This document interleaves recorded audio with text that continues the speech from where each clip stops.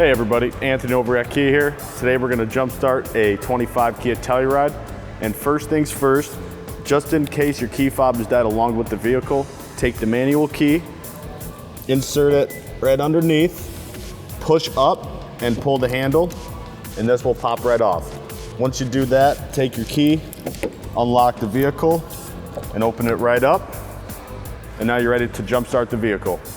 Once you gain access to your Telluride, you want to pop the hood.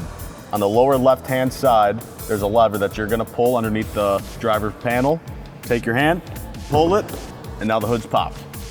Once the hood's popped, you want to attach your jumper cables. Undo the lid, which is also labeled with the positive sign. Take the cable, attach it. Once that's attached, take your negative, and there's also a negative cover, which has a negative sign right on it. Place that aside, take your black native cable, place it on the metal, and you're ready to go and you're ready to jumpstart your vehicle.